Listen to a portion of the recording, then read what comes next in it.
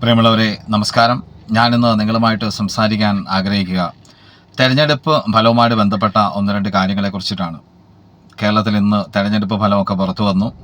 നമുക്കറിയാം, എക്സിറ്റ് പോളുകളെയൊക്കെ അമ്പരപ്പിച്ചുകൊണ്ടാണ് വിജയവും പരാജയവും ഒക്കെ ഇവിടെ സംഭവിച്ചത്.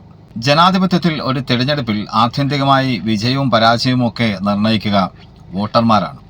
അവരുടെ ചിന്തകളും തീരുമാനങ്ങളുമാണ് വിജയിയെയും പരാജിതനെയും ഒക്കെ സൃഷ്ടിക്കുക. ജനങ്ങൾക്ക് വേണ്ടി ജനങ്ങളാൽ ഭരിക്കപ്പെടുന്നവൻ എന്ന് പറഞ്ഞാൽ ജനങ്ങളുടെ കൂടെയുള്ളവൻ എന്നാണ് അർത്ഥം.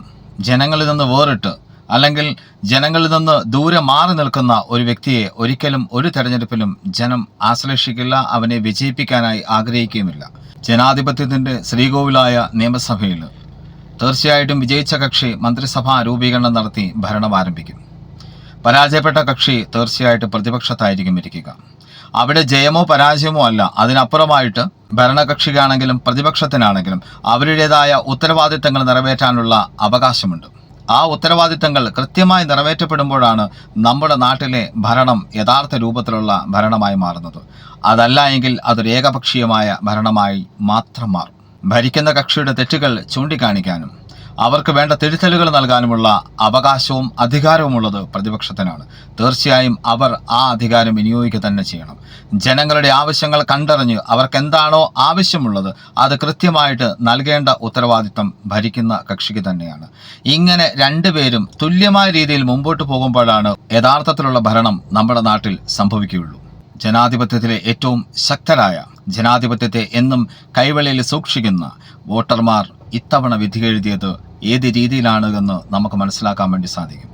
ഇത് ചരിത്രം നമുക്ക് നൽകുന്നൊരു പാഠം കൂടിയാണ്. കാരണം വാണവരും വീണവരും എന്നുള്ള പാഠമുണ്ട്. ജനാധിപത്യത്തിൽ രാജവാഴ്ചയ്ക്കും ഏകാധിപത്യത്തിനും ഒപ്പം അഹങ്കാരത്തിനും അഹന്തയ്ക്കും തൻപോരിമയ്ക്കുമൊന്നും സ്ഥാനമില്ല എന്ന് ചരിത്രം നമ്മളെ പഠിപ്പിച്ച ഒരു വസ്തുതയാണ്. ആ വസ്തുത വീണ്ടും ഈ തെരഞ്ഞെടുപ്പ് ഫലത്തിലൂടെ ചരിത്രം ഒരിക്കൽ കൂടി ആവർത്തിക്കുകയാണ് ചെയ്തത്. അതുകൊണ്ട് തന്നെ തെറ്റുകളിൽ നിന്ന് പാഠങ്ങൾ ഉൾക്കൊണ്ട് വിജയത്തിൽ അഹങ്കരിക്കാതെ ഓരോ കാര്യത്തിലും കൃത്യമായ ഇടപെടലുകൾ നടത്തിക്കൊണ്ട് മുമ്പോട്ട് പോകുക. തീർച്ചയായും ജനങ്ങൾ ഒരാളെയും കൈവിടില്ല എന്ന് 100% ഉറപ്പാണ്. നമ്മളെപ്പോഴും ഓർത്തിരിക്കേണ്ട ഒരു കാര്യമുണ്ട്. നേതാക്കളുടെ വഴികൾ ശരിയല്ല എങ്കിൽ അണികൾ ശരിയായ വഴിയിലൂടെ അവരെ നയിക്കുക തന്നെ ചെയ്യും. അതാണ് യഥാർത്ഥ ജനാധിപത്യം. അതാണ് നാം ഇവിടെ കണ്ടതും. ഇനിയും കാണാം. നന്ദി.